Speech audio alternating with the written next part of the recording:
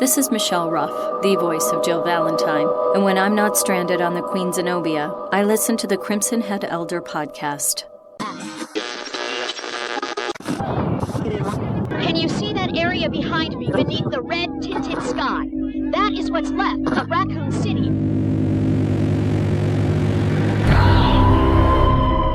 Our platoon is cut off.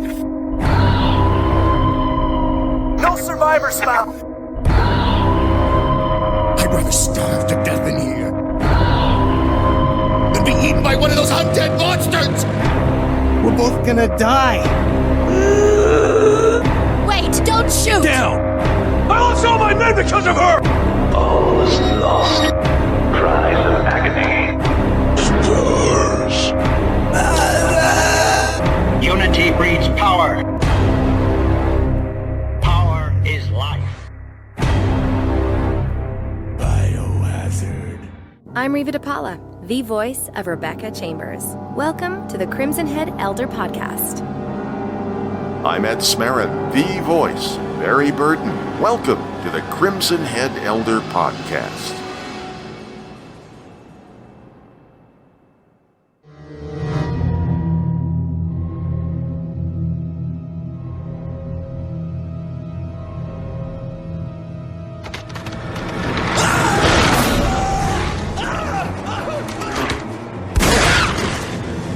Jill, come on! Chris, this way.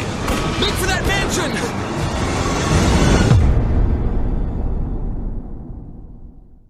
There are only 3 STARS members left now on the Crimson Head Elder podcast. Captain Wesker, Barry, and myself. We don't know where the voice actress for Jill is. We did try to book her. Is everyone all right? Barry. Where's Barry? He's on the Crimson Head Elder 4th Anniversary podcast. What was that? I'll go and check it out. I'm coming with you. Can't let Burton get all the attention. Since I returned his wife and children, he's been acting up like the captain of stars.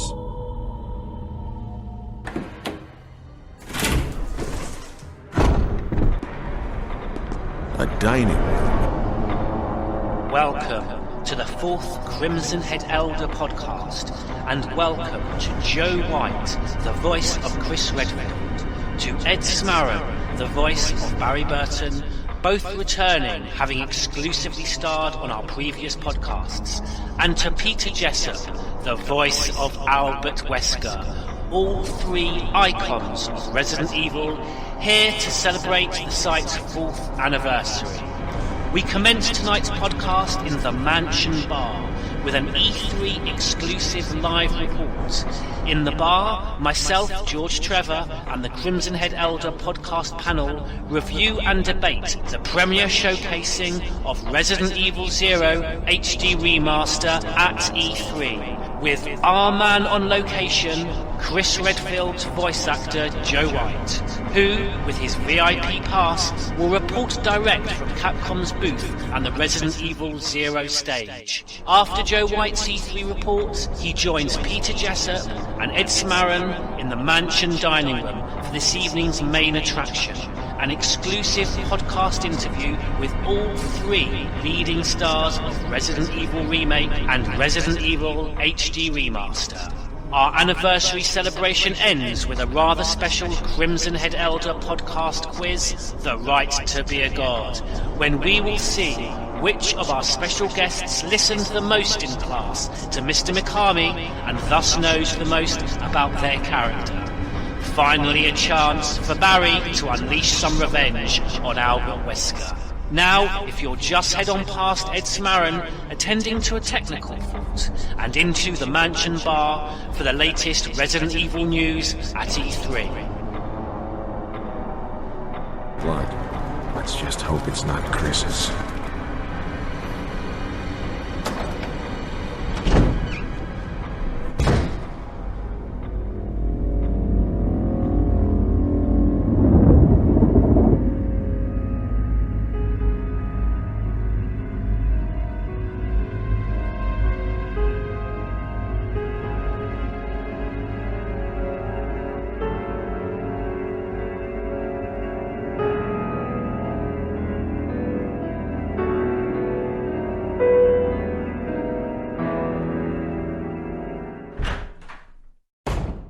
Good evening and welcome to our coverage of Resident Evil 0 HD Remaster at E3 2015. Joining Joe Whyte, our very special guest for this evening's Resident Evil news coverage, is myself, George Trevor, and site staff, the Oracle Dragon and Albert Wesker 187. Those of you following our Twitter feed will have seen 3 live reports by our very special reporter on the day. If you're not already following us at Twitter, then may I recommend you do so now, as we will be covering future games exhibitions throughout the year, with similar live video reports to the ones that Joe exclusively recorded for us at E3 this week. The Crimson Head Elder official Twitter account is @Crimson_Head. So please follow us @Crimson_Head. You can also subscribe to Crimson Head Elder TV, our official YouTube channel. So if you do miss our live reports covering Resident Evil at future games events, you can watch the video as it's uploaded to our channel. You'll find us on YouTube, our channel entitled Crimson Head Elder. So on to the Resident Evil news. And there is only one Resident Evil title making the headlines, blissfully a title from the past when Resident Evil was a genuine survival horror video game.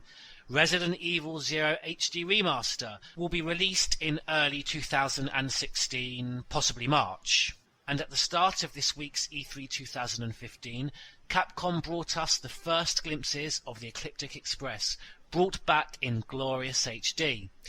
Before we discuss with Joe Whyte his on-location E3 report, a returning friend of the site, Rebecca Chambers actress Riva De Paula, took a quick moment from her busy schedule to bring us her first thoughts on the great news that her character will be returning, and with fully remastered sound effects, her voice that brought life to Rebecca's character will soon be heard with 5.1 surround support. Over to you, Riva. Hey everybody, I'm Riva De Paula, and I played Rebecca Chambers in Resident Evil 0. I am so excited for the Resident Evil 0 HD Remaster. Watching the trailer brought back so many awesome memories. I'm so grateful to have been part of this series. It's such a cool game, and I can't wait to play it. Thank you to Riva De Paula, the voice of Rebecca Chambers, and we hope to hear much more from Riva when we broadcast our Resident Evil 0 podcast during the week of the remaster's release. So, the big event was E3 2015, bringing the debut showcasing of gameplay from the latest HD revival of a Resident Evil title with genuine survival horror DNA. What Capcom did provide Resident Evil 0 with, by way of presentation, was a lavish, beautifully staged replica of a single carriage from the Ecliptic Express, complete with carriage tables housing individual games terminals for up to 6 players. And those 6 players enjoyed a 20-minute timed demo, as we saw in Joe's third live video report. So thanks, Joe, for reporting on location for us. What would you say were some of your E3 2015 highlights? I did run into John Diamond. John is the brand manager for Resident Evil with Capcom in Los Angeles. And he said that there may be some opportunities for us to do some more stuff with me based on the re-release of the original. So hopefully that will be something that we can get on the podcast as well. Oh, that'd be incredible. And I ran into him. He was there. Capcom had a booth. They had this they had a huge area, Capcom, because obviously they have a lot of properties that are out there. So they had areas for each of their properties. So when you got to E3, I imagine the first thing you made a beeline for was the Resident Evil 0 stage. We saw that mock-up of the Ecliptic Express. What was that like in person? It was a nice little booth, but it was very small, and it was nice. It was very, very well done. It was a nicely set up little booth. There were 6 tables on the inside of it that they had workstations set up and people playing the HD release, which looked fantastic. But that was about it. It was just a nice little set. It looked to me like there was very little representation. One time, Joe, when you were videoing the Ecliptic Express booth, some guy came up to you and asked you if you were in charge. Yeah, that was amusing. I guess I was walking around with an air of authority. I don't know why he chose me, but obviously Capcom has a lot of different properties that they're selling. There was a line of people pretty much the whole time lined up to play it, so there obviously was a healthy interest in the game's release. And did you see any cosplayers or anybody recognize you? No. Aw. Nobody ever recognizes me. I look like one of the biggest nerds in the place. That was about it. There was really nothing else to it. They didn't have any zombies walking around or anybody cosplaying any of the RE characters. So it was interesting, and you got to play the game a little bit. Other than that, it was, like I said, just a part of the Capcom experience. I mean, they obviously had a lot of other little areas set up for their other games. Yeah. And the big one was the Street Fighter stage that they had set up. It seemed to me that Capcom were maybe slightly overshadowed by the other big game developers, Bethesda and EA, and the others that had big announcements of big franchises, big cinema-sized screens. Yeah, some of the other companies had pretty major rollouts, including Disney. Disney had a very large area for the Infinity franchise, which was really nice. I mean, they had a very nice setup.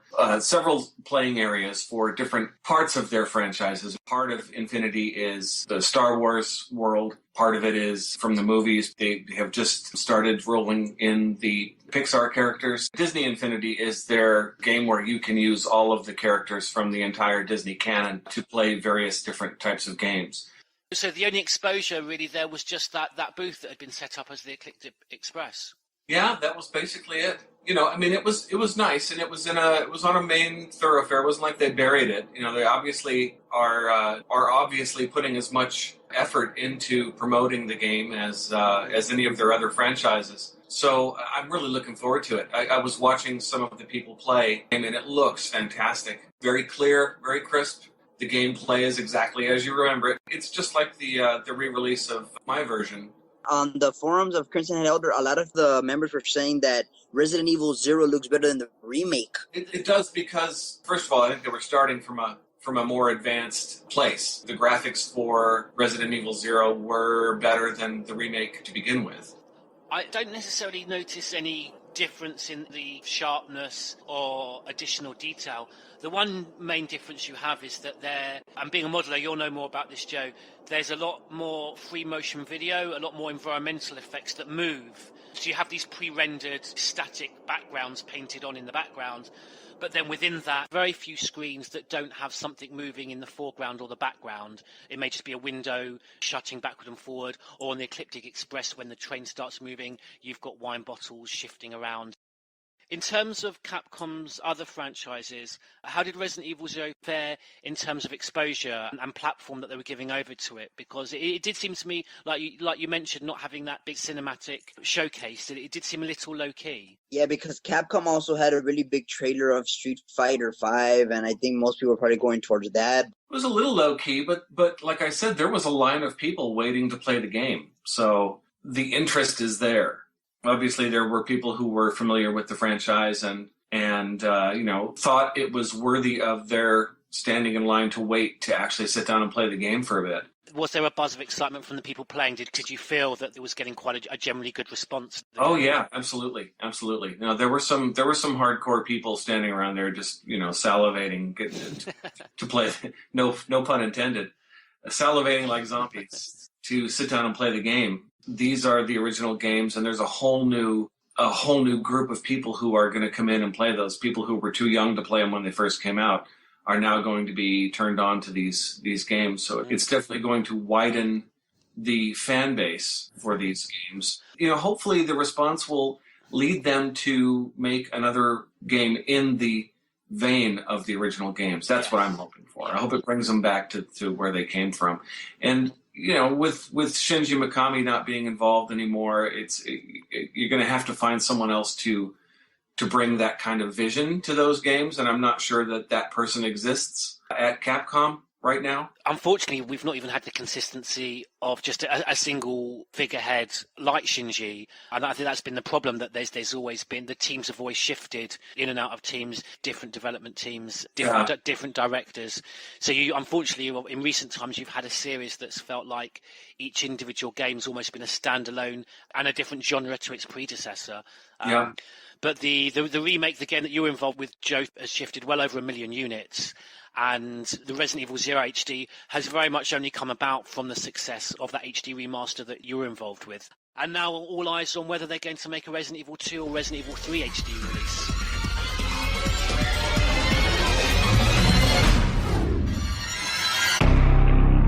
That concludes the Resident Evil news for this podcast. Joe Whyte will now join myself, George Trevor, the Oracle Dragon, Albert Wesker 187, and Crimson Head Elder, together with the voice actors for Albert Wesker and Barry Burton, Mr. Ed Smaron, and Mr. Peter Jessop, in the mansion dining room.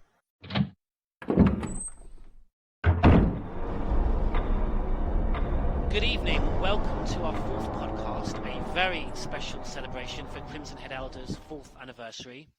And what a team we have for you tonight. Not one, not two, but 3 members of STARS. Joining us once more, we have... Go STARS!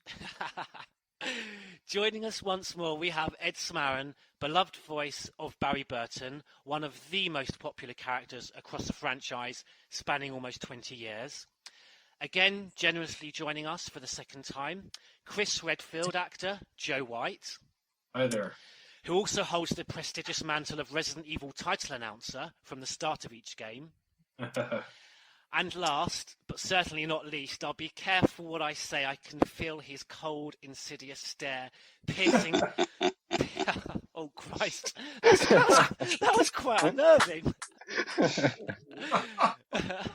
Yes, piercing through those jet black sunglasses. We're privileged to have the voice of series antagonist supreme, Albert Wesker, Mr. Peter Jessop. Hello. Gentlemen, your voices are icons of Resident Evil. From me, all our site residents, and your thousands of fans across the world, thank you very much for joining us, and welcome to the Crimson Head Elder podcast. It's good to be here. You know, and I didn't say hello when you announced my name, so hello!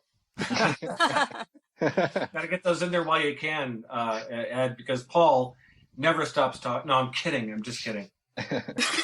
We've got some questions for you guys that have come in from the community. We've got the Oracle Dragon from Pennsylvania. She's going to be asking some questions. Salutations, everyone. And also from the site, we have staff member Albert Wesker 187. This is Albert Wesker 187 calling from Texas, and it's an honor and a privilege and a blessing to meet all 3 voice actors. I have a few questions were posted on the forum for all you all, and I hope you're able to answer them. We've got over in darkest, dankest Wales. That was nice. Where did I get the crappiest intro? Thanks, George. We've got Crimson Head Elder asking some questions. First question comes in from Yoke.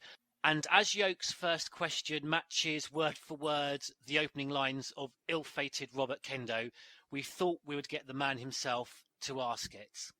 Who are you? What are you doing here? Well, I'll go first. This is Chris Redfield from Hollywood, California. Well, almost. Not really. North of Hollywood, California. I am currently working as an artist at Disney, working on games actually, and working closely with Disney Interactive, and working on a series of educational apps for kids. And auditioning like crazy. I just auditioned for a new version of the Jetsons. I don't know if Peter or Ed got those sides as well, but I did. Were you auditioning for George? For George and Elroy. Excellent. I auditioned for Mr. Spacely. Nice. You'd be perfect for that. We should all book that. There you go. Awesome. Who's next? Oh yeah, we're talking about what we're doing. Hey, what are you doing, Ed? This is Ed, and I am living in Chicago, working at a theater, I'm actually a musical director for a sketch comedy theater called the Mission Theater, owned by 2 of the greatest improvisers in the world, T.J. Jagodowski and David Pasquesi. And they're directing our show, which is called Undressed. And we've just opened it last month. So I'm doing that several days a week and, run around doing like voiceover auditions and not a whole lot of acting anymore, at least not on stage or anything like that. And but lots of other stuff to keep me busy. And there's a lot of work in Chicago. Chicago rocks. In 2000, I was in an improv group called the Impromptones, and we were one of the one of the headline acts at the Chicago Improv Festival. One of the best times of my life. It's become a huge thing, and there's just more and more people that are doing it now. It's mind-boggling how many people are in Chicago doing improvisation. Well, it's the improv city. It's where Second City started. They were the first ones to really do it. That's it for me. All right, so I guess it's my turn. This is Peter Jessop. My day job basically is doing voiceover, primarily commercial work, but I do some cartoons, video games. I got a couple that just came out last year. A game called Evolve. Yep. Nice. And I am Bucket, the snarky British robot, and the AI for the ship. Can you give us a line? That wasn't on my list of questions. Well, I think one of them is he's it's an intelligence that they've downloaded into a repair droid, and they've fixed him up with all these weapons, and he's hunting monsters on a planet. It's the premise of the game. While he's shooting at the monster, he says, "Well, turns out I'm pretty good at this." So that was... Is that... Yeah, that's how my mother wants me to speak. And the other one I did was called Destiny. Oh, yes. Nice. Which is a great game. I've been playing that actually quite a bit. And if you play as an EXO, which is one of the character races that you can be, I am your voice if you're a male EXO. You've got the English accent in your roster, and it's been observed in the past that your delivery of Wesker's lines in Resident Evil do have a faint English tone to them, although that may be more due to the cool and calm cadence that you deliver those lines with. And yet I do it without any sort of British dialect at all. It's straight American. The other, Richard Waugh, I know sounds a little British. See, to my ear, I find it quite subtle. It doesn't come across DC Douglas, who voices Wesker now. I find that just kind of more sort of stereotypical of a villain, and it seems quite concentrated, the voice, less subtle. But that may be the brief that he was given, because the gameplay in Resident Evil 5 is quite a different pace to remake. Okay. Well, moving on, another question from Yoke. How do you guys like to relax at the end of a hard day's voice acting? My evening after helping with homework and making dinner and whatnot, I will go sit in my backyard with my iPad and watch Netflix. That's how I relax at the end of the day. I was hoping for something a bit more evil. Well, I smoke a cigar sometimes. That's kind there of we cool. go. Yeah, and it also depends what you're watching on Netflix. Exactly. I have 3 teenage boys, so actual television time is at a premium in my house. So I give them the TV and I get a little privacy, so that's nice. Yeah, I found that stuff gets all backed up for me. I have sort of pretty much given up on DVRing or binge watching or gathering up lots of TV shows to watch at one time. That just never happens for me. I'll usually have my iPad, binge watching all of season 4 of Walking Dead or whatever binge watching thing I'm watching at the time, and I can sort of have that on the side while I'm working, because I'm a modeler and a texture painter at Disney, and so it's nice to have that little sort of white noise drone on in the background. So I do actually binge watch a lot of stuff. I watched the entire 7 seasons of Buffy. That's totally dismissing Buffy.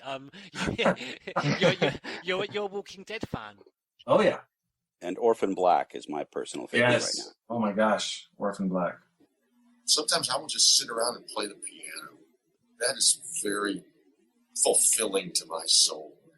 Even though I do a lot of that for a living, when I get to just make up stuff, that's really good for my mind. It must be so wonderful to express a creative talent that you have in a professional sphere as well.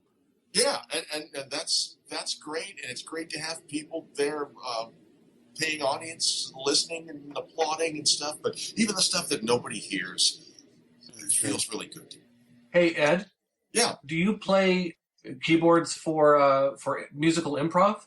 I have in the past. Currently, I'm not, but I have done it a lot in the past. I'm thinking of an idea for a show. I don't know what it is yet, but it has something to do with improvising musically. This is what we played the Chicago Improv Festival with. Was the Impromptones was 3 singers and Michael Pollock on the piano. We would couch it as a lounge act, and we would take suggestions from the audience and make up funny songs based on the suggestions. But everything was musical. We later went on to form a group called the New Tonics, and if you do a search on YouTube for New Tonics, I think one of our videos from a show we did in Austin, Texas. Fascinating that you're doing all the improv stuff out there. Wish I could join you. Someday we can do that. Resident Evil the musical. Resident Evil the musical, exactly. I'll tell you what, nobody else is doing it. I can think of about 10 different words that rhyme with Raccoon City, too, so that's good. Let's do it. We could set the whole thing in Spencer Mansion. We'll have dancing zombies. Come on. The thing writes itself. Right, well, we better move on. This question comes in from staff member of the site USS Command. Were any of you guys familiar or aware of the franchise before you started work on Remake? For me, and this is Ed, not very much. I got a real good rundown about it from my agent. Maybe that helped me get the job. But I was not really that familiar with this particular project before I started, no. This is Joe. I actually did not know anything about Resident Evil beforehand. I came into that project through a side door. I didn't even audition for it.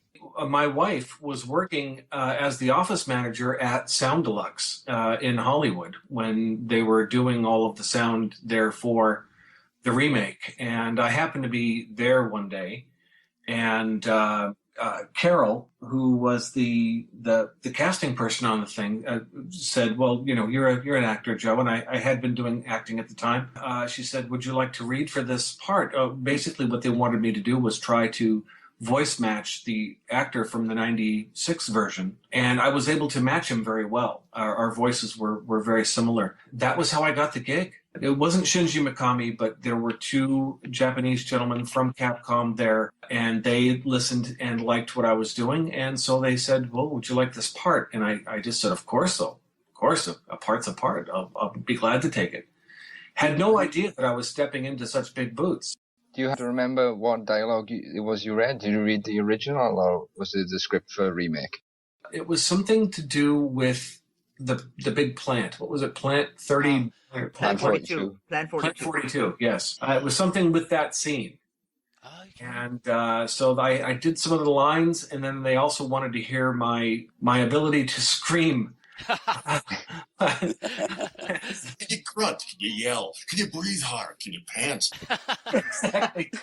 This is Peter. I didn't know much about Resident Evil. I'd heard of it. I'm a gamer. I have been for decades now. Oh. So I was looking for reasons to work on video games, because when you work on video games, then you have an excuse as an adult to play them. May I ask why you weren't aware of this franchise in terms of the genre? You weren't into survival horror?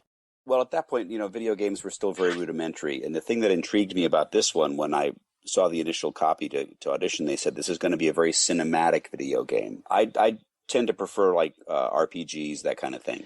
Having done it, of course, then I got interested in the whole genre as well. But no, I didn't know much about the game. I'd heard of it. I hadn't actually played it, which actually turned out to be a good thing, because I was not influenced by any of the previous voice work and got to just sort of do my own thing with it. I don't think any of us had any idea at the time how iconic it was going to be. When it hit me was when after I had done after the game came out, I still was rather unaware of what the big deal was until I walked into I think it was a GameStop in the Glendale Galleria. There was a big standee of Chris Redfield holding a pistol, and they had little standees on the counter, and one of them had Chris Redfield with that iconic pose with the pistol in it. Now, did you shout and point? That's me! That's me! I didn't point and shout, but I did walk up to the owner of the store and I said, "Look, I did the voice of that character. Can I, when this all calms down, could I possibly have that?" And he put my name on the back and he said, "Sure, yeah, I'll give you a call when we're ready to change out the stuff in the store." Oh. And he did, and he called me up, and I went down and picked it up, and I had this little standee. Oh. I have to try that. I have to try that in my local game store. That's great. Do you still have it? I met someone at Disney who is a Resident Evil freak. When she found out I was the voice of Chris Redfield, she just about exploded. And so I said, the thing has been in a box in my garage for so many years, and I'm never gonna, display it or put it out or anything. So I said, hey, I've got this thing. Would you like it? And I think she could probably have powered an entire city. I now know what real celebrities must feel like when they give someone a T-shirt or sign someone's breast, and it just changes their life. No breast signings for you, Joe. You just have to give out cardboard cutouts. Now, voice actors very rarely get that kind of request. Okay, next question that's come from Yoke. Were any of you guys horror film fans or fans of horror in the wider genre? More sci-fi than horror. I was always a big Twilight Zone fan and Hitchcock and stuff like that. So probably more that than horror for me. I like a good horror film, but I find most of them so formulaic now that there's really there are no surprises left in the horror genre for me in most movies. What pulled me into remake wasn't necessarily gore and blood, but was very much more an atmosphere of melancholy and investigation, trying to find out what had gone in the past, and the human tragedy rather than any actual moments of gore. A classical mystery novel with zombies. Yeah. Yes. I'll get that too. There were a couple of. I was a PC gamer rather than a console gamer, which is another reason why I was late to the party with Resident Evil. But there were games like Seventh Guest. Old Man Stauff built a house and filled it with his toys. 6 guests were invited one night. Their screams the only noise. Blood inside the library, blood right up the hall, dripping down the attic stairs. Hey, guests, try not to fall. In the 11th Hour, that were very sort of creepy mystery games, and I loved those.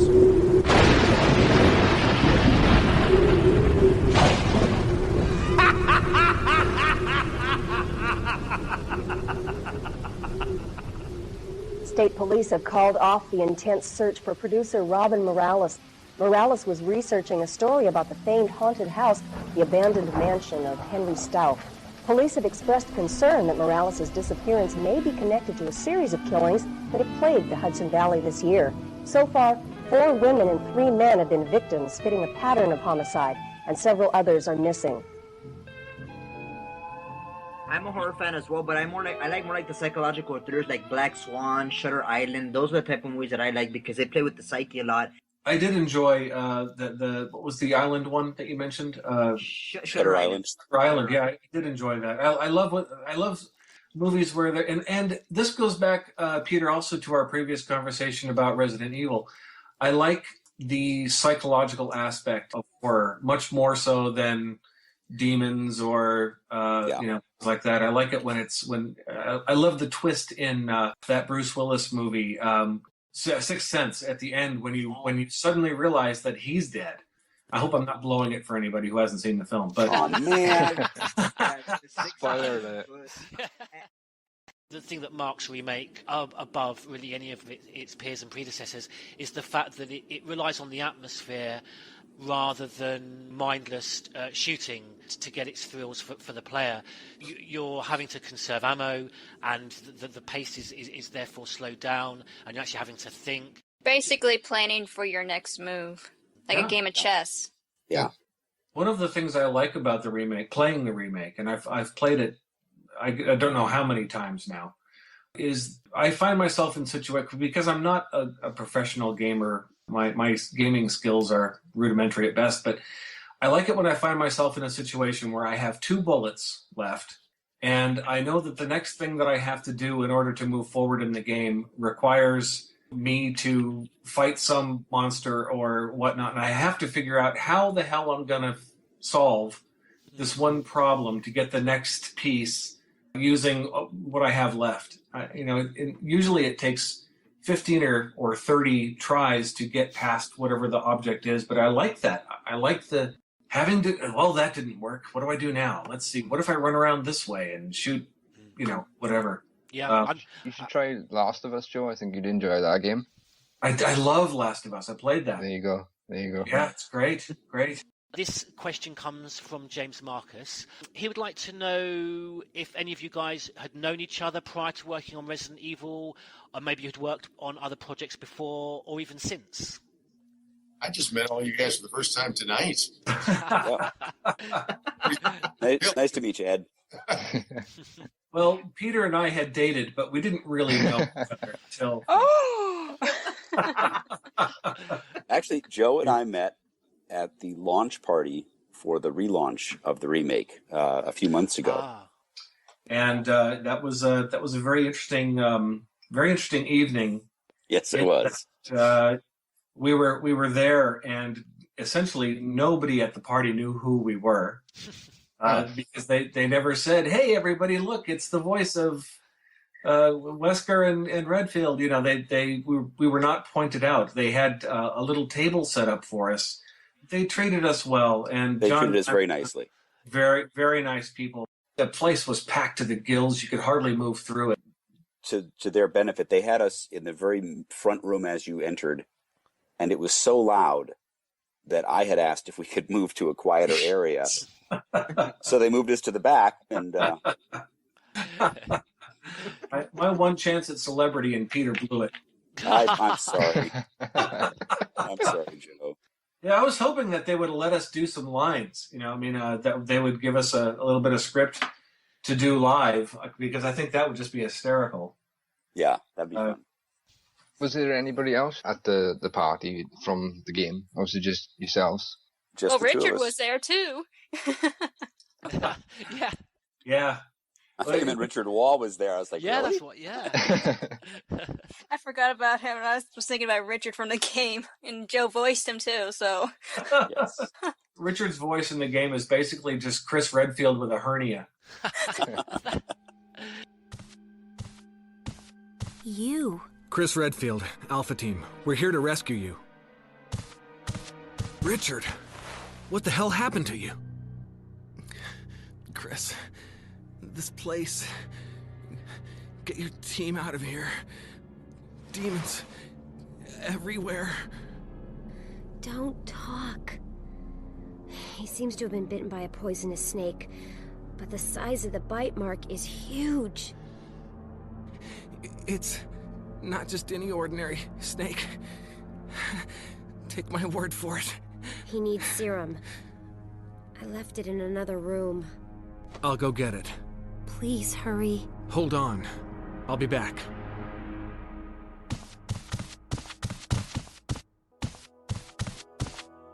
Hope this is what you wanted. Thank you. I'm gonna give you a shot now, Richard. Hang in there. Here. Take it. It's a radio. Take care of yourself, Rebecca. Richard!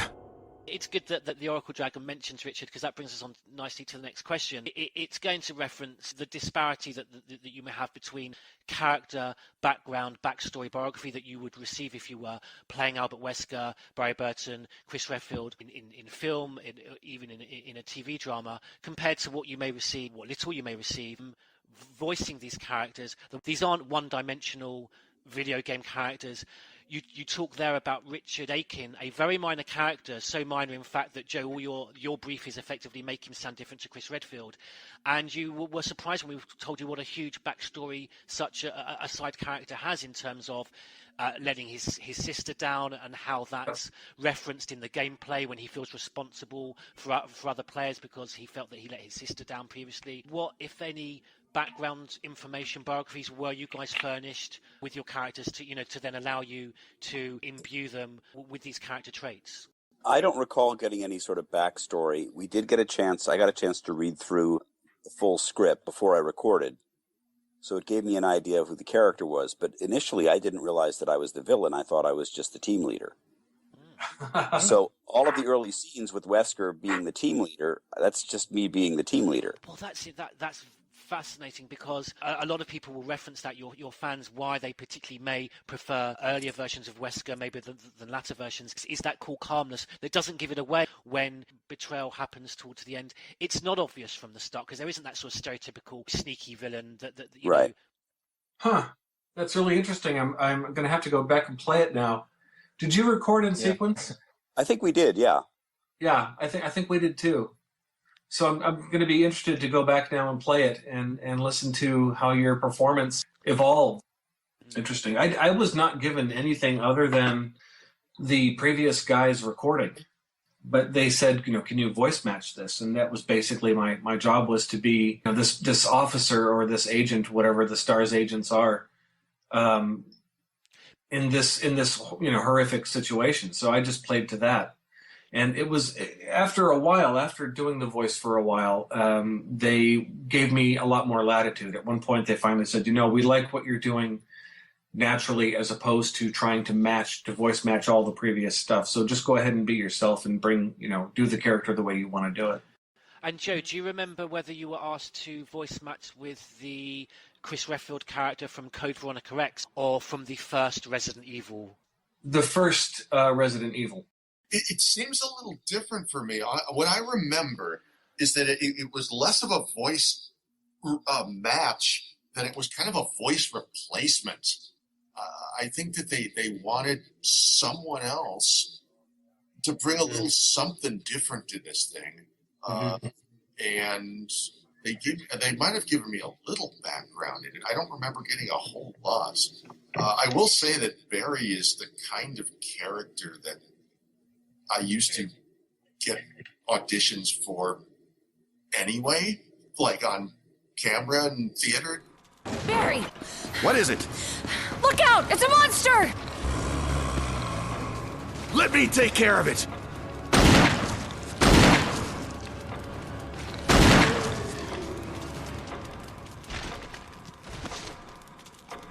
What the hell is this thing?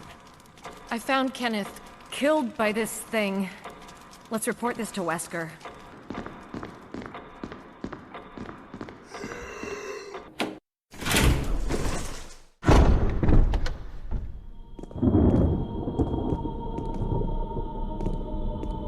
Wesker! Jill, help me look for him. Let's not leave this hall. Good idea.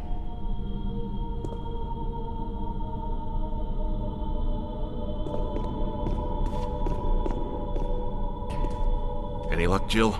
No, nothing. What's going on around here? I can't figure it out. Same here. Chris, and now Wesker. There's not much we can do. We can search for him separately. I'll investigate the dining room again. Okay, then. I'll try the door on the other side. This mansion is gigantic. We could easily get lost. Let's start from the first floor. Okay. Oh! I almost forgot. It's a lockpick. You'd make better use of it.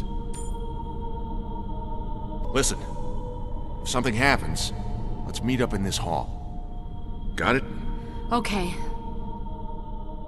And were you given the opportunity to view any gameplay, whether before or maybe during the lines, to get an idea of the degree of violence that's happening to your character, or to at least get the opportunity to see the responses of the character that you're having the interactions with? I got to watch some of the cutscenes, but none of the actual, just a couple of very quick cutscenes. I had to do the plant scene. I had to match my impact sounds, the oofs and the ahs, to the plant thrashing around the room.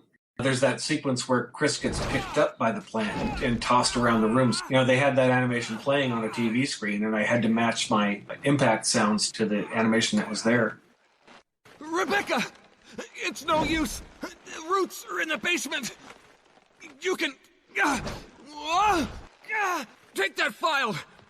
It'll tell you how to make the potion to kill this thing! Use it on its roots! Hurry! That was a lot of fun, by the way. Yeah, Great party. Yeah, that's a great scene. Barry did it better. He burned it! What the hell is this thing? Jill!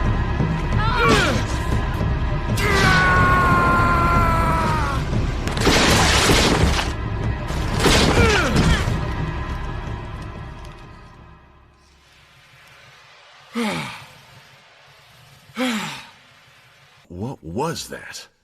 What the hell's going on in this place? Testament to all three of you, your performances, that you aren't given that kind of level of support where your character may be emotionally, that whole blackmail going on with Wesker, blackmailing Barry over his family. So for me, that you don't get that extra direction. I take my hats off to you for the performances that you then produced. In terms of whilst you're in the recording studio, can I ask what sort of level of interaction you would have had with Capcom staff, in particular Shinji Mikami? I remember my sessions were, those guys were in there.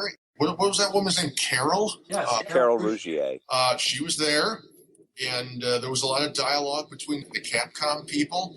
I think there was a lot of interaction between us, as far as I remember, as far as what we wanted, what we're going to change, and maybe changing this line because it sounds kind of awkward and funky. But what would you say, and what's a little bit smoother or more succinct? Yeah, there was a lot of that going on. Yeah, the original script that we got was translated from the Japanese by someone Japanese. A lot of the dialogue initially was very cumbersome.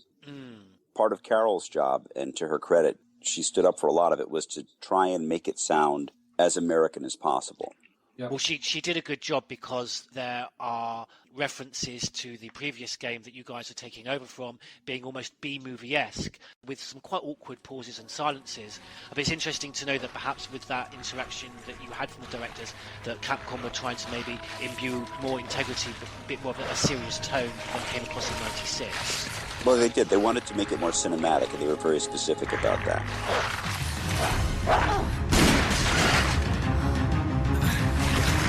Come on!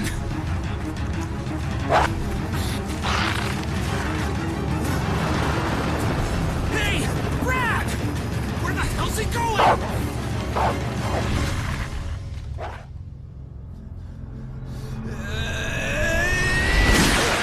Chris, this way.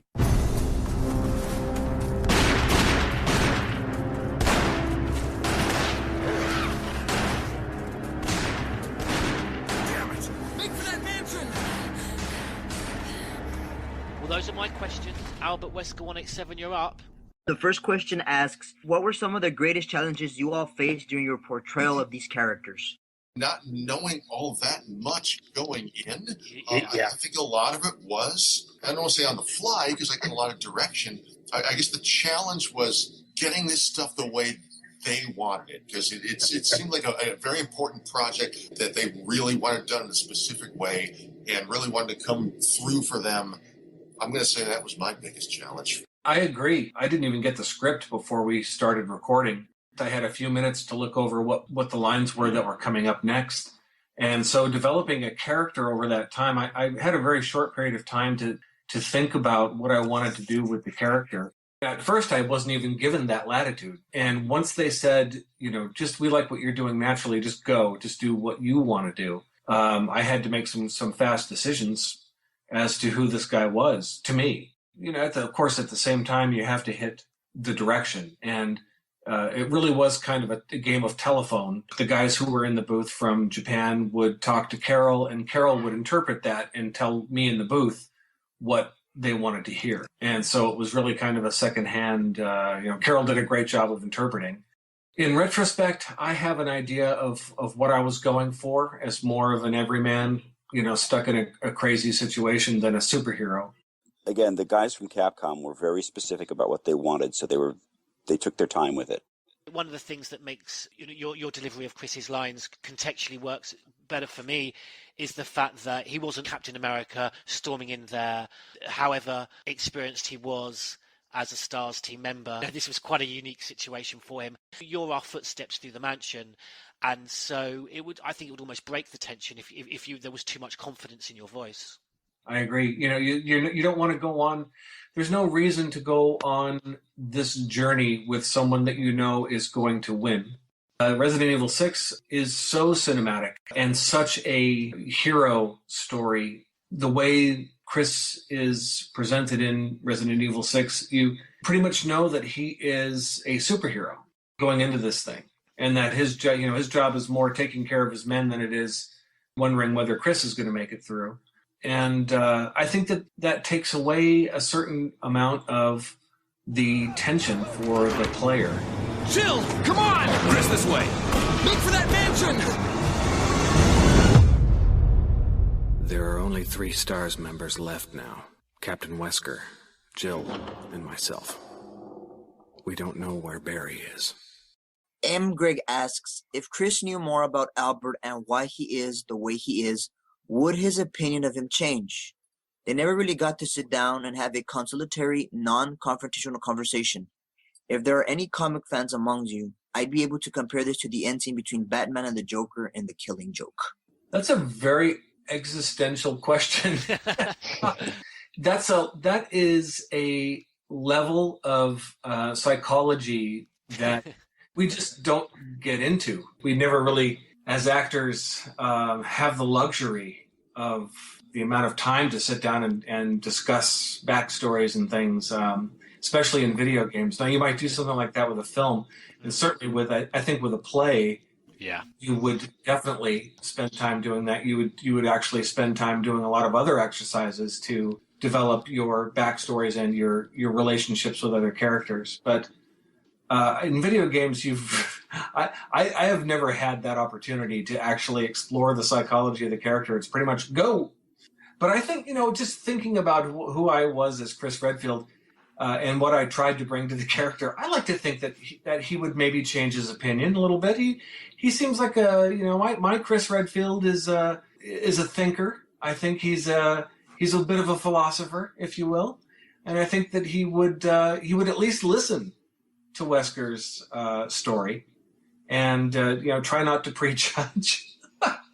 At the end of the day, he'd still want to kill him, but right, because I did murder a lot of people. So yeah, there was the whole murdering thing, but Hey, are you going to apologize to Chris Wesker? Are you? Are you going to apologize for beating him up so many times? He likes it, so. See, that's a whole nother side of our relationship that we don't really want to go into, but.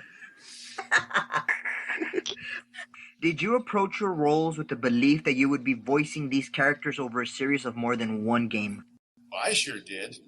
I think that's always your hope on a game like that you always hope that you're going to do the sequels if there are sequels. Yes. But you can never expect it. They were very close to the vest about what was going on with the game and as a franchise.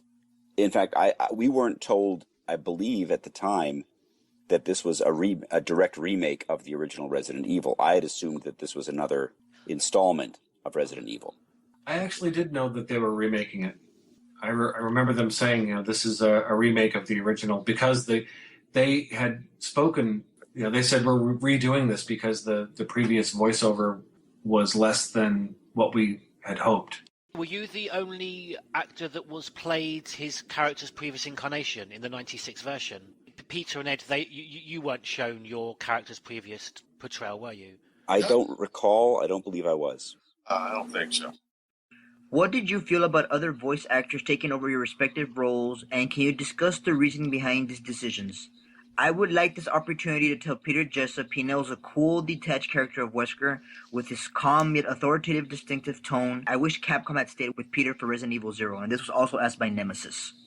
As far as that goes, I mean, they started with Richard Wall before me, and then he continued after I did the remake.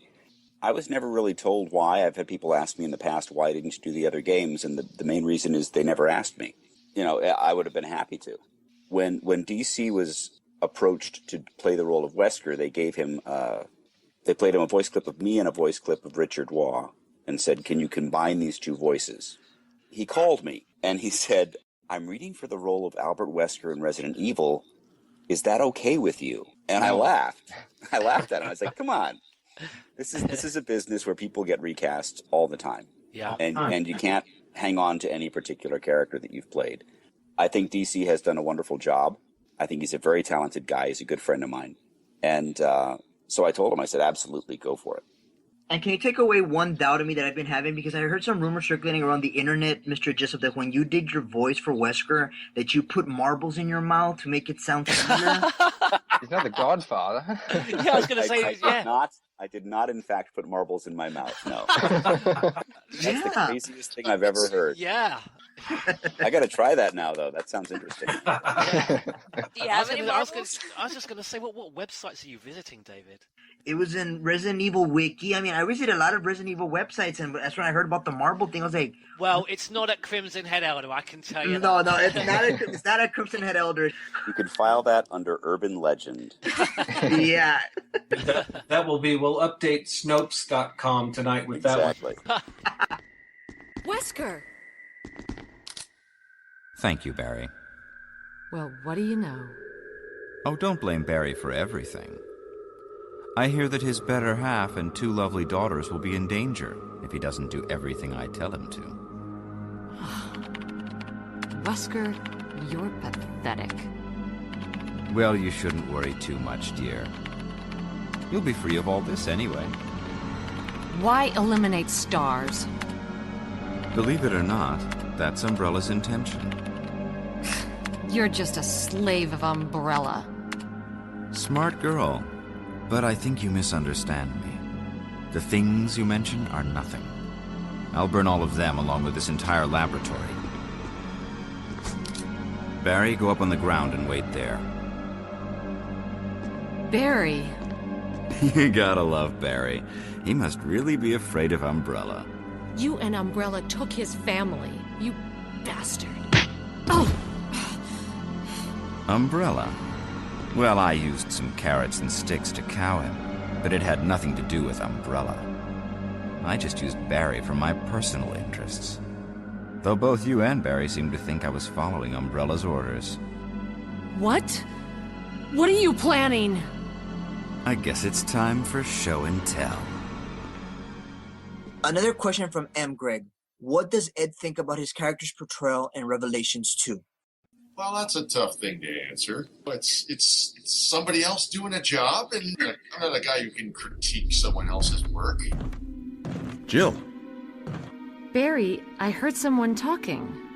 Oh, you heard. I think age is starting to take its toll. Talking to myself is becoming a bad habit. Talking to yourself? You all right? What's gotten into you? I'm getting you worried, aren't I? But I'm alright. I guess this creepy mansion has gotten to my nerves. Anyway, I think I'll go outside, get some fresh air for a change. Don't worry, I'm just going to get some fresh air. If I'm lucky, I'll get to waste some monsters along the way.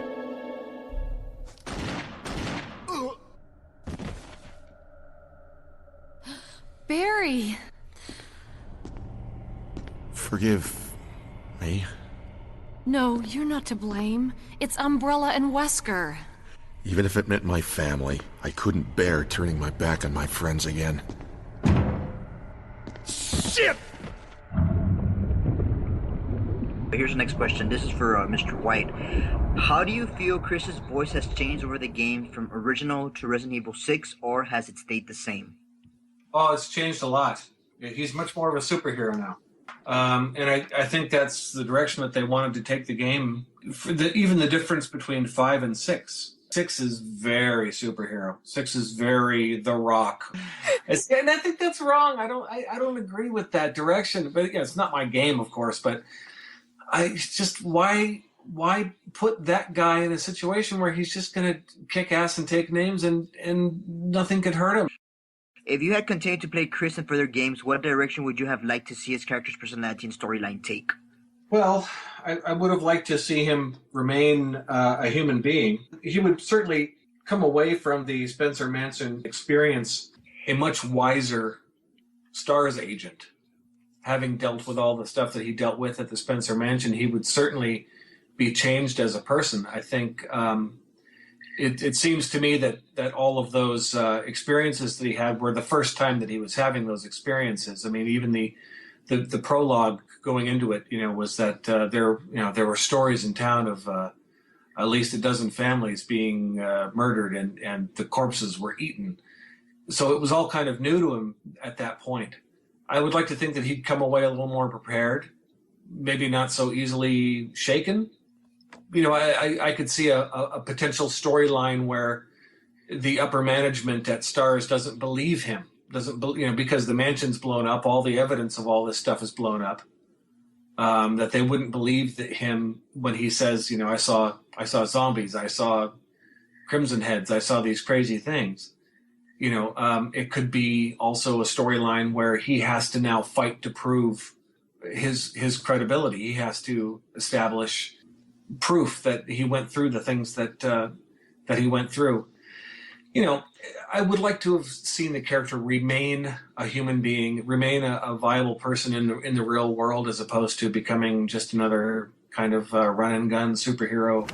Alpha Team is flying around the forest zone situated in northwest Raccoon City, where we are searching for the helicopter of our compatriots, Bravo Team, who disappeared during the middle of their mission. Haven't found it yet? No, not yet, Brad. Bizarre murder cases have recently occurred in Raccoon City.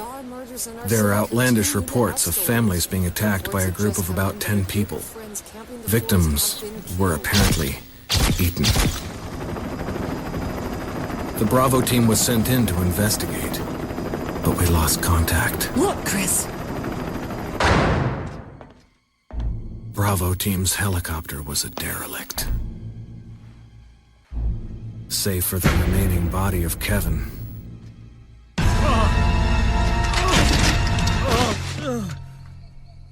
We continued our search for the other members, and it turned into a nightmare. There has been much debate on this issue, which the Oracle Dragon will come to next after I first ask Peter. Bloody Eye asks, what is your opinion that makes your portrayal of Wesker different from the other versions? Wow, that's a very good question.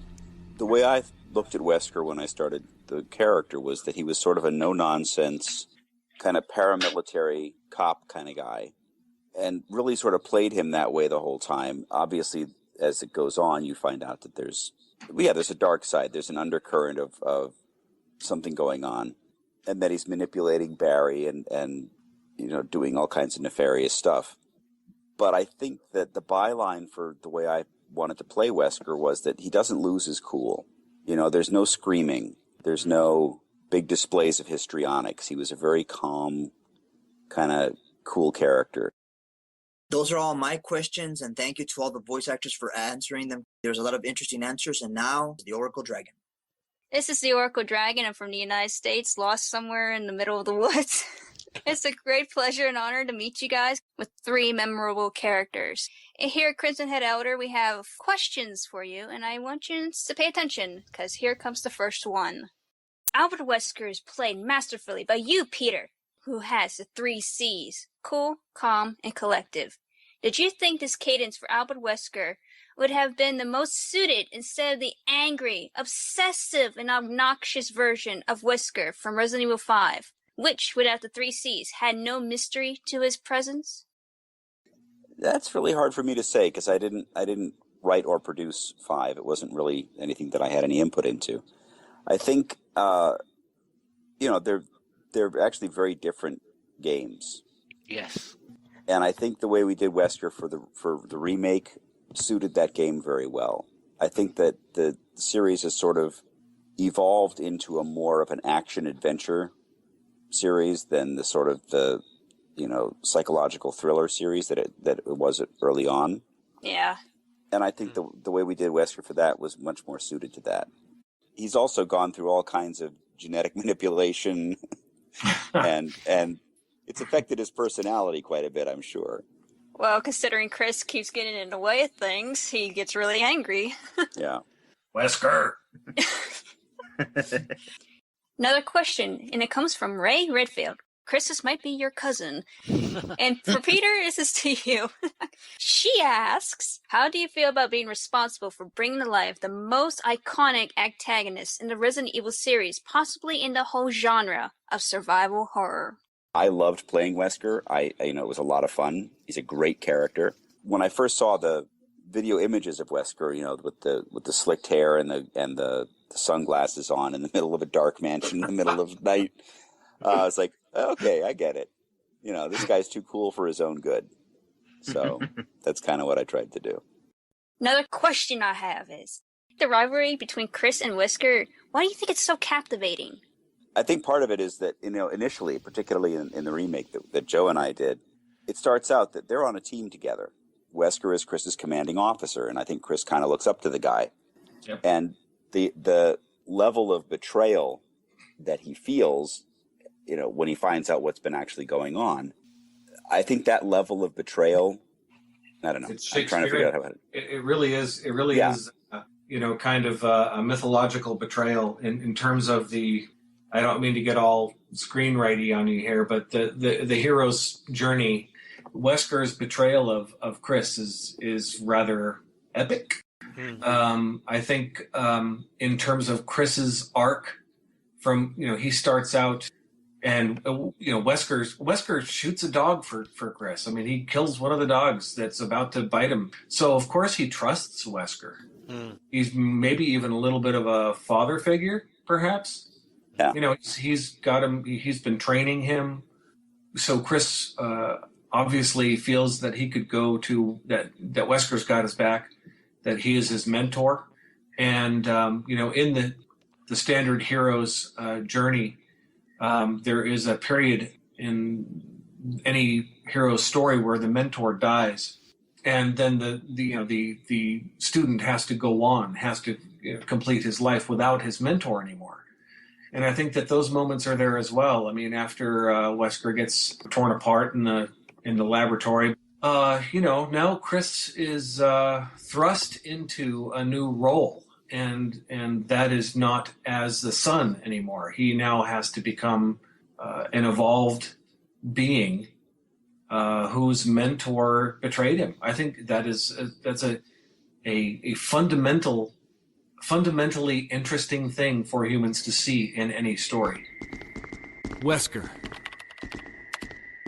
So you've come. Chris, you make me proud. But of course you are one of my men.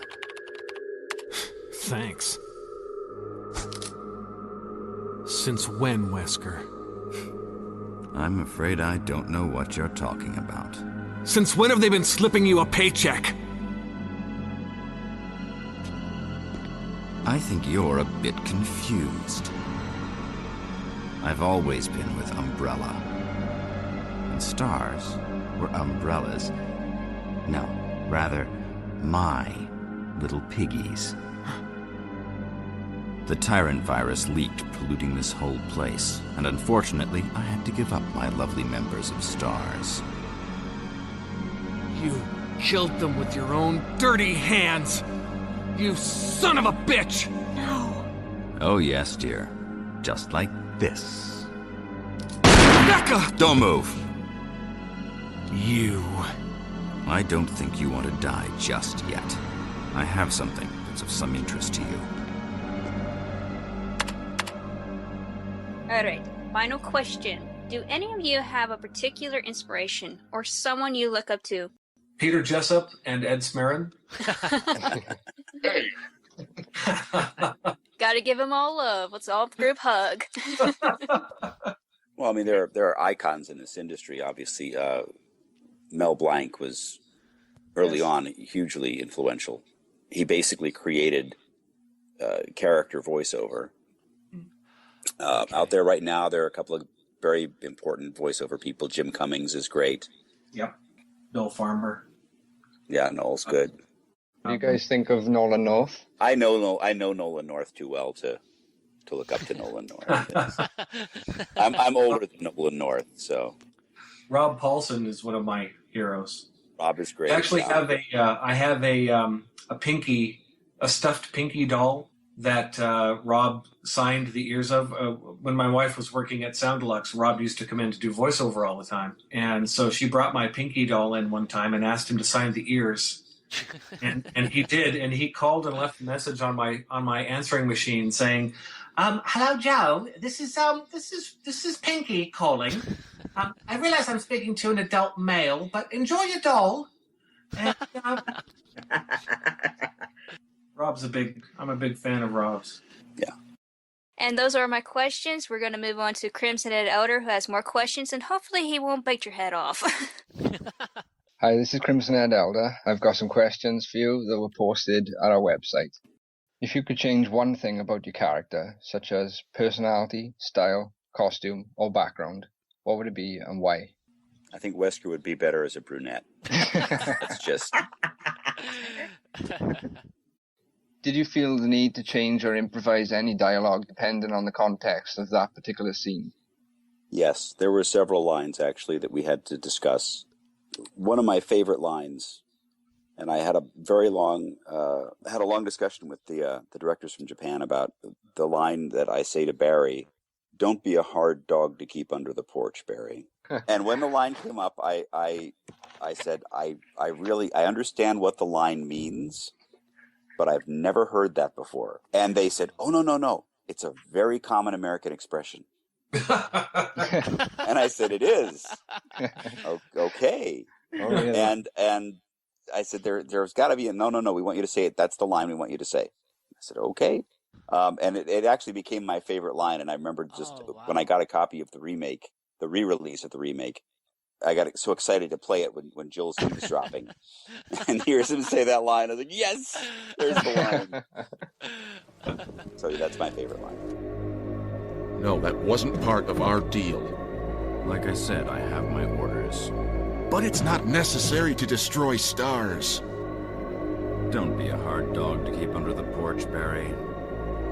What about my family? I will guarantee their safety. If I play my cards right. I'll always remember it's a can of fizz. Got any good news? Other than I'm still alive in this madhouse? No. Can't say it's much safer here either. We'd better secure our escape route first. There's gotta be a back door somewhere. All right then, let's split up again. Hey, hold on a sec. Look what I've found. What? A can of fizz. It's sure to yellow and mellow those things. It's yours. Hopefully you won't have to use it. What about you? Oh, don't worry. I like the buddy system we have here. I think a lot of people will be very disappointed that you've not chosen the Jill sandwich line, the legendary Jill sandwich line. Well, that was on the list too. Very close to being a Jill sandwich. Help! Jill! You in there? Barry? Get me out of here! The door's jammed! Stand back! Grab my hand!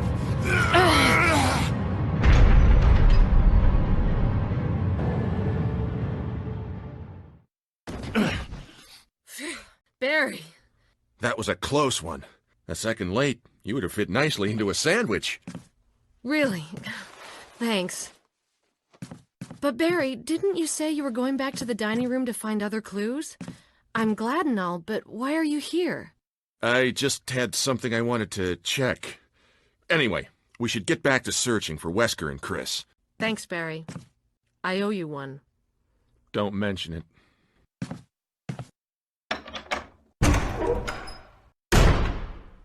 Do you think it is possible to create a true Resident Evil movie or television drama that keeps to the true narrative of the series, rather than the atrocious Paul Anderson trash? No, we can't say that. We can't.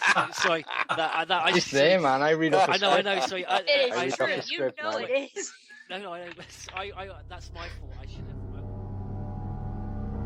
We interrupt this broadcast of the Crimson Head Elder podcast due to a slight technical issue. Whilst we fix that, here's a few words from our sponsors.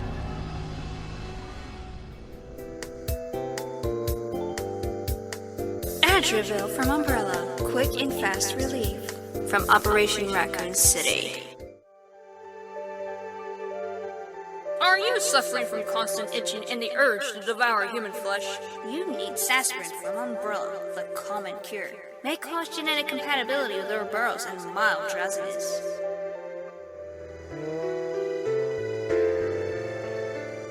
Capcom getting you down with constant changes in voice actors? Escape to ecstasy with Aquacure from Umbrella. May cause mutation on a cellular level.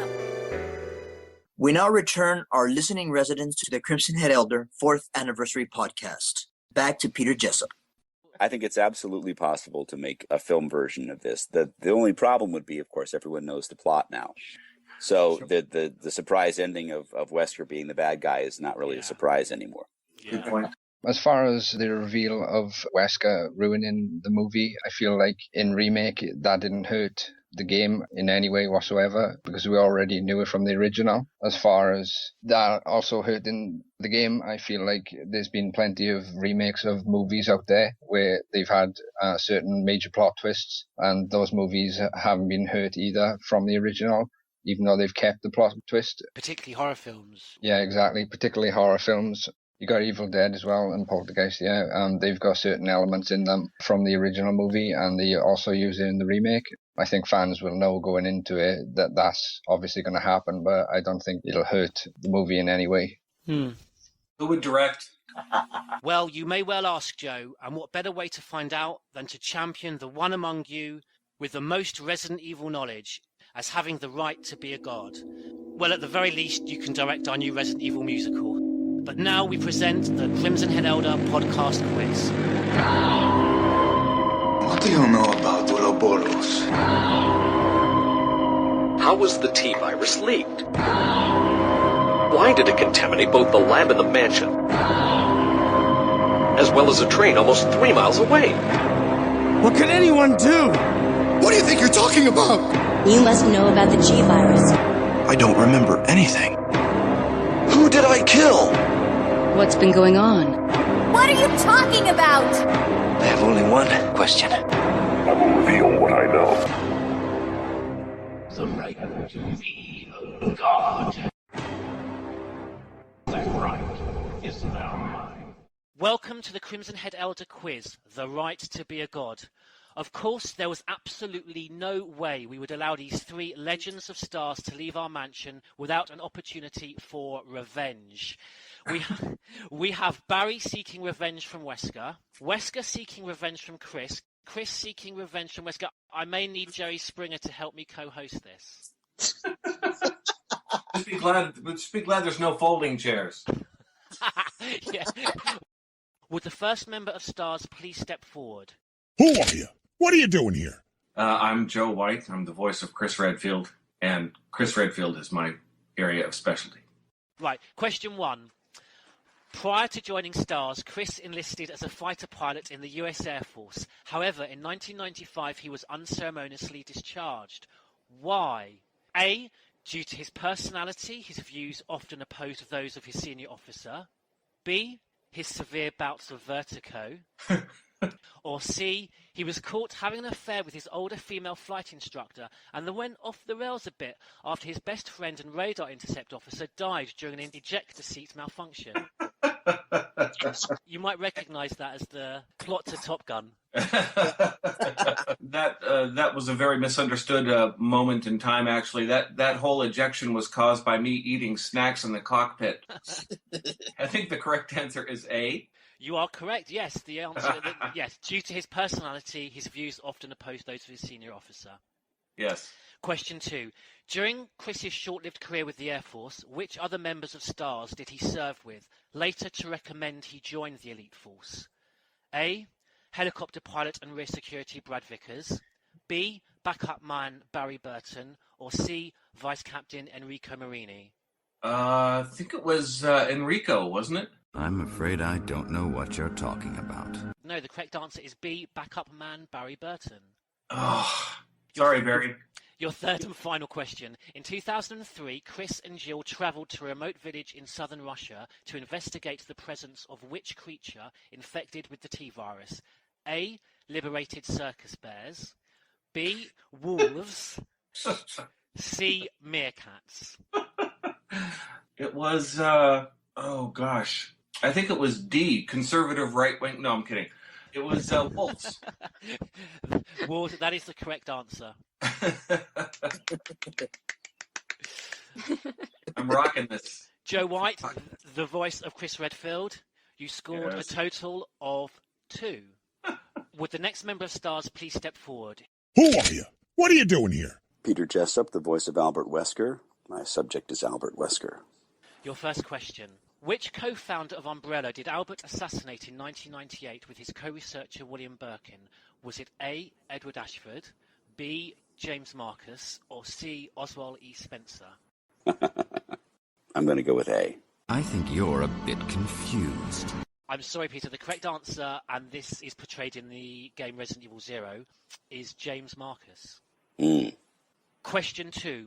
When was Albert Wesker born? A. 1970, B. 1965, or C. 1960? 1970.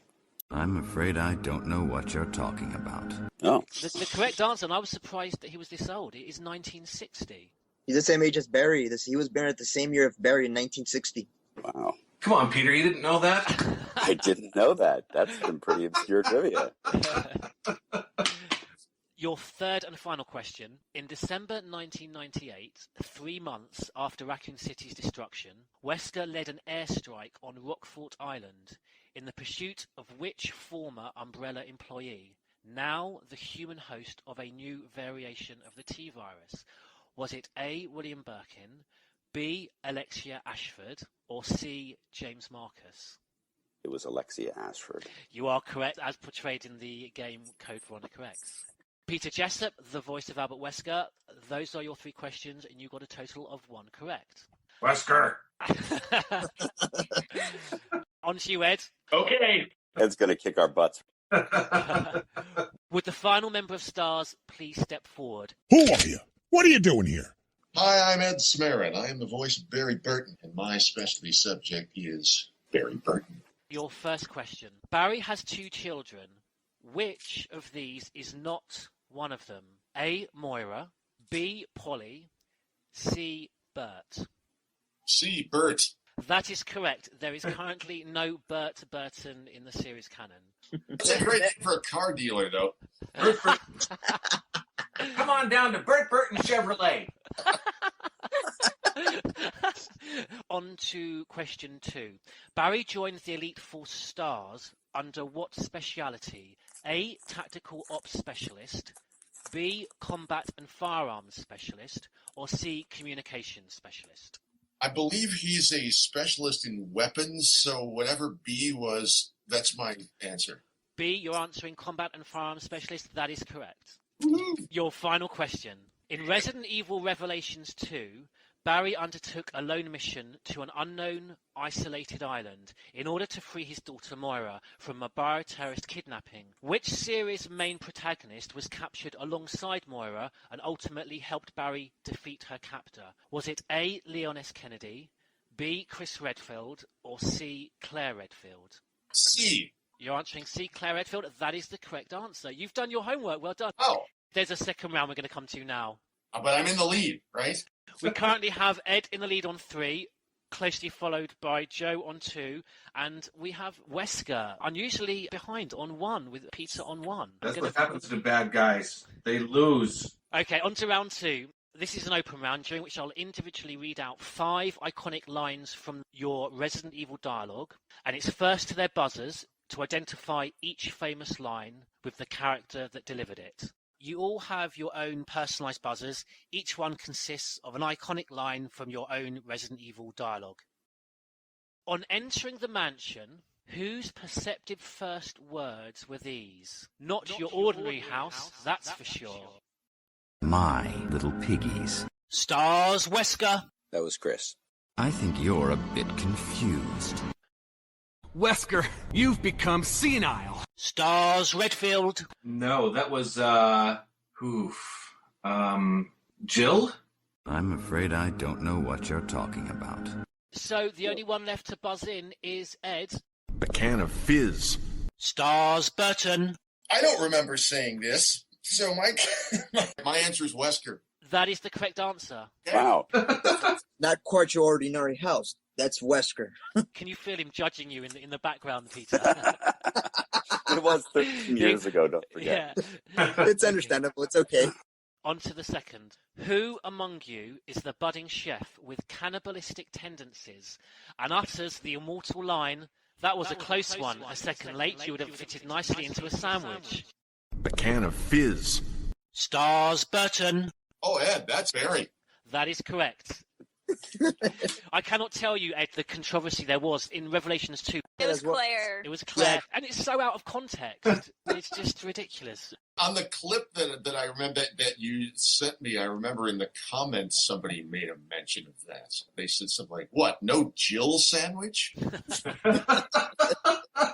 Oh, Barry, you naughty little cannibal. On to the third question. Who refuses to recognise the equal rights of BOWs with this insult thought to have died out long ago in the 70s? Come on, you test tube freak. Wesker, you've become senile. Stars Redfield. Oh, I think that's a Chris line. Yes, you're correct. Well done. It's something I would have said as well. I entered emotional stasis in the 70s, so... Ready for your penultimate question? Someone call Arnold Schwarzenegger. It's your worst nightmare from kindergarten. You still can't sleep at night recalling how he used to bellow at you. Time for show and tell. Get up! My little piggies. Stars Wesker. That was Wesker. That's correct. That was Yeah. Wesker. That's my phone ringing. Let me just turn that off. You need to call a friend, Joe? Hey, I don't need a friend. I have Google. Yes. Okay, final question. Then we will add up your scores to see who among you has the right to be a god. Who definitely won't be invited to Rebecca Chambers' Carnegie Hall piano recital, having been overheard describing her talents on the ivories with this review? Ugh! What was that? Wesker, you've become senile. Stars Redfield. Chris. That's correct. It was Chris Redfield's response to Rebecca's attempts to play Moonlight Sonata. I was always such a supporter of the arts. Yeah, her first attempts at Moonlight Sonata, she absolutely kills it, doesn't she? Yeah, you should hear her now. Yeah, we're cutting an album. In third, I'll be careful how I say this, we have Albert Wesker, Peter Jessop, closely followed in second place by Joe Whyte, Chris Redfield's voice actor. But we have today's winner, and I think this really is justice, particularly with Wesker on the show. Finally, getting revenge, we have the voice of Barry Burton, today's winner, and the right to be a god. We have Ed Smaron. The right to be a god. That right is now yours, Barry. That sounded so dark. Oh, that was fantastic. It really sounded like it was tough to get out. Yes. That concludes our special edition of our podcast quiz. And now back to the main interview.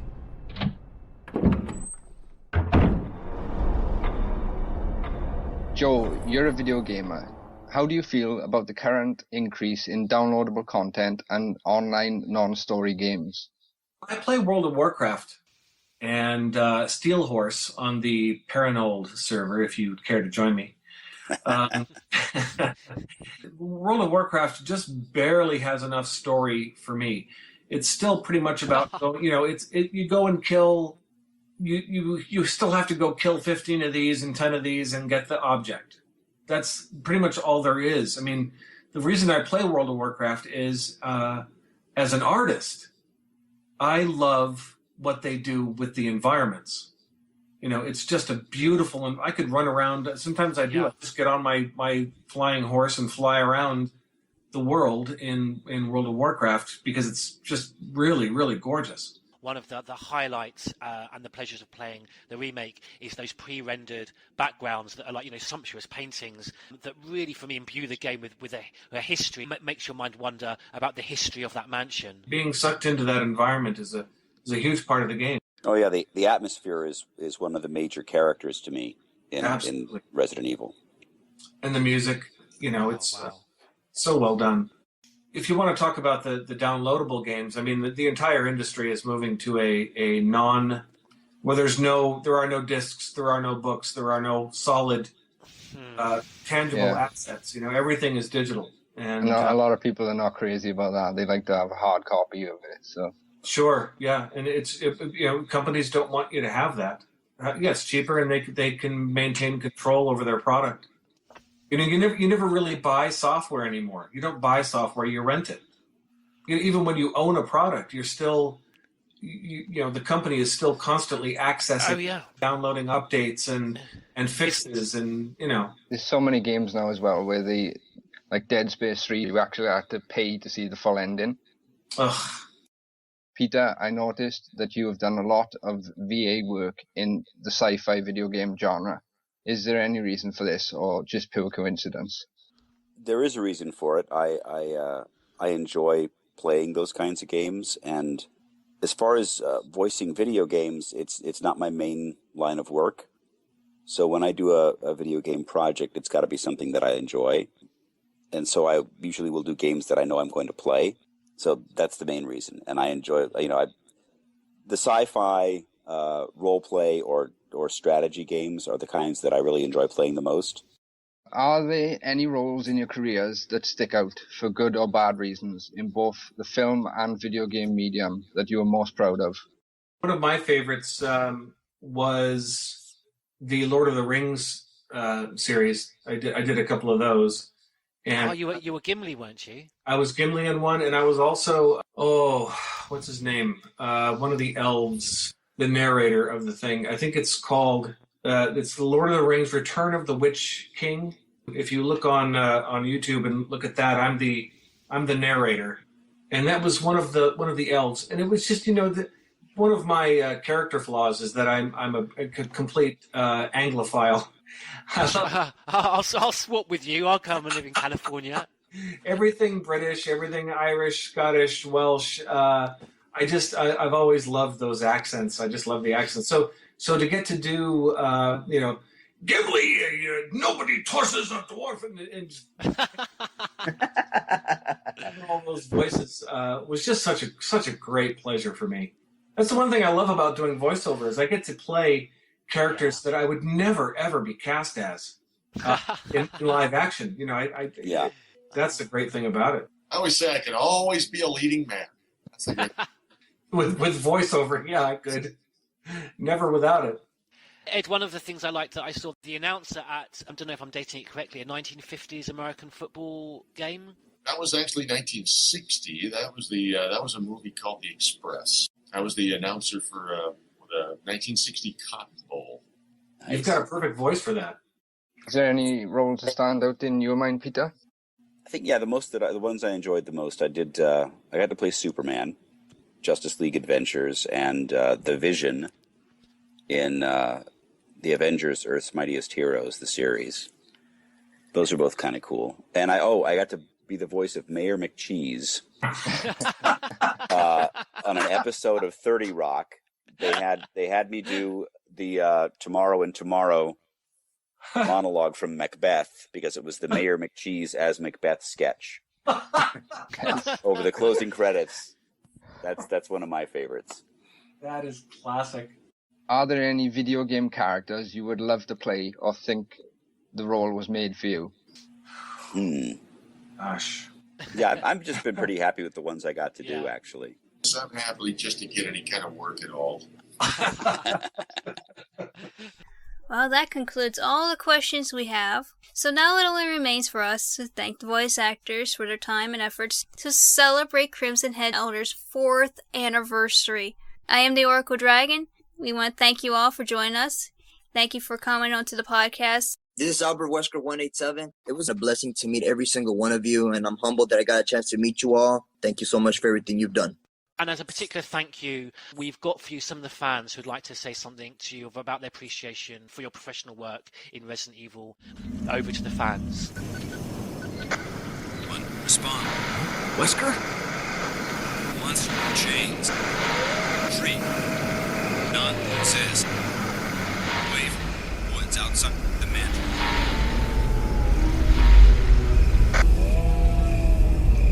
This is the Selfish Gene from The Horror Is Alive, calling from Australia. I've enjoyed the character performances in the Resident Evil remake since I was a teenager, and I still cherish the game to this day. Thank you, Ed, Peter, and Joe, and thank you for your continuous engagement. The This is the Bloody Eye out of St. Louis, Missouri, USA. Ed, I feel you perfectly humanized the inner turmoil of Barry that showed with every lie. Peter, you portrayed Wesker with the right tone of a cold, calculating man. Finally, Joe, you portrayed Chris as he should be. Someone who is tough when needed, but also isn't afraid to show compassion.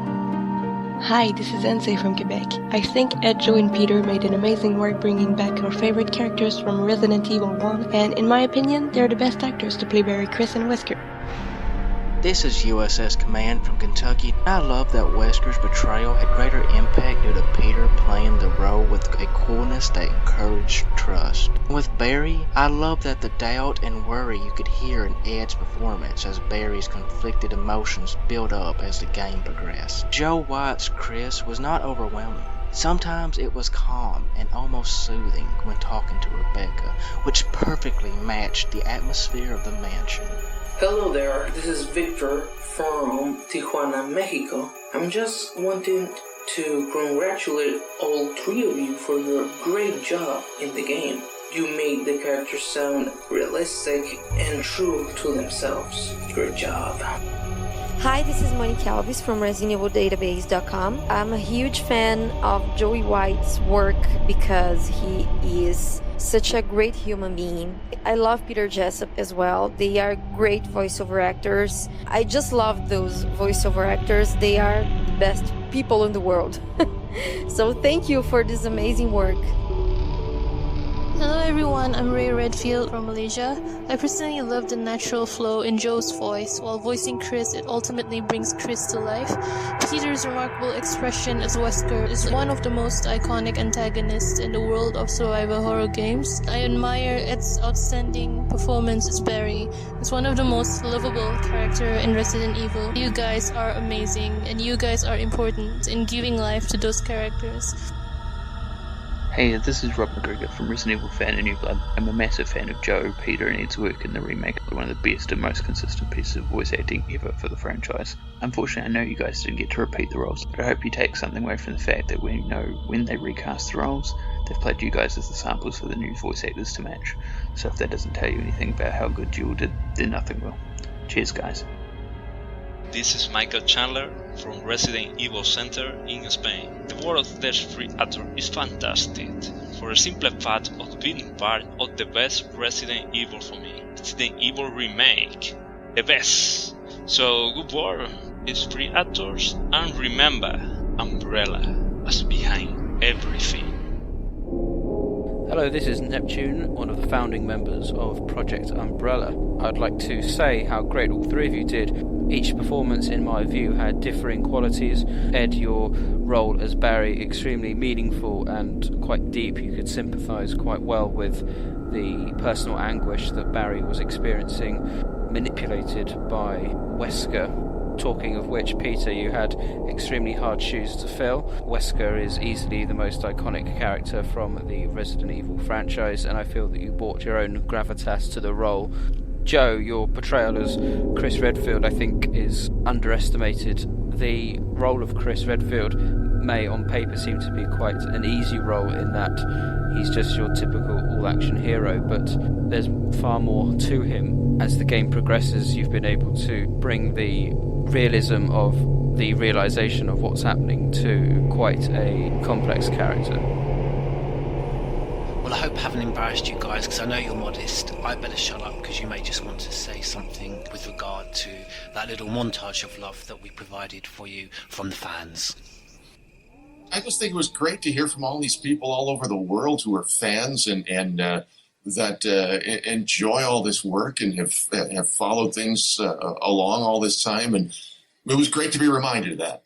You do these things as an actor, and you never really know who you're touching with your performance or who you're having an effect on.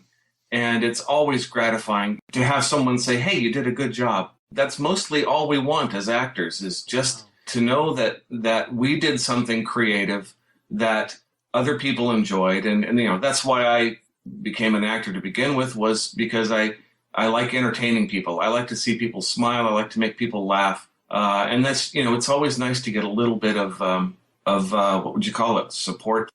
Thank you so very, very much for helping us celebrate our 4th anniversary. It's been an absolute pleasure and privilege, a thrill to speak to you all together as well and to get that insight between you guys as well and to share your own personal interactions that we wouldn't have got had you not been so kind to all come in at the same time. So to the voice of Albert Wesker, Peter Jessop, Chris Redfield, Joe Whyte, and of course, Barry Burton, Ed Smaron, thank you very, very much for joining us today.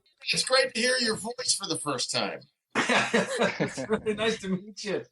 That's so crazy. I have always seen everyone's names on IMDb and wondered who everyone else was because, our paths never crossed once when we were doing the game. I had no idea who any of you guys were, and it's been really nice. Everybody that I've met, and that's you two. That's Peter and Ed, both really rock solid, nice guys. The next time I'm in Chicago, Ed and I are going to hang out too. It's an absolute privilege to have your own personal insights that we would never have had behind those characters, but also to have your professional work at the site as we do with your file readings. That particularly really is an absolute joy and a privilege to have. Happy to do it. It's been a lot of fun. Jill. Barry, I didn't mean to get you that excited. Right. Anyway, you should read this.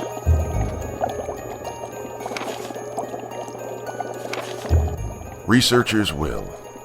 There's a letter, June 3rd, 1998. My dearest Alma, let me first apologize for not being able to call you. A man wearing sunglasses didn't permit any phone calls. Sorry, Alma. I sit here trying to think of where to begin. How to explain in a few simple words all that's happened in my life since we last spoke. Already I failed. I hope this letter finds you well, and that you'll forgive the tangents of my pen. This isn't easy for me. Even as I write, I can feel the simplest of concepts slipping away, lost to feelings of despair and confusion. And I have to tell you what's in my heart before I can rest. Alma, please believe that what I'm telling you is the truth. The entire story would take hours for me to tell you, and time is short, so accept these things as facts. Last month there was an accident in the lab, and the virus we were studying leaked. All my colleagues who were infected are dead or dying, and the nature of the disease is such that those still living have lost their senses. The virus robs its victims of their humanity, forcing them in their sickness to seek out and destroy life. Even as I write these words, I can hear them pressing against my door like mindless, hungry animals. Alma, I have tried to survive only to see you again, but my efforts only delayed the inevitable. I am infected. There is no cure for what will follow, except to end my life before I lose the only thing that separates me from them, my love for you. In an hour I'll have entered my eternal sleep where there is peace. Please understand. Please know that I'm sorry. Martin Crackhorn. What do you make of it? Well, I guess we were right about this mansion being quite unnatural. You have a way with understatements. Where's the part that's torn off? Well, my only guess is that it was the most important part and somebody didn't want anyone to see it. Let's continue our investigation. Stay away! Forest outside the mansion! Stay! Hey! The BSAA received intel as to the whereabouts of Umbrella's founder. They gonna launch missiles carrying the T-virus at major cities across the United States. Here will become the place of Umbrella's demise. This is Michelle Ruff, the voice of Jill Valentine, and when I'm not stranded on the Queen Zenobia, I listen to the Crimson Head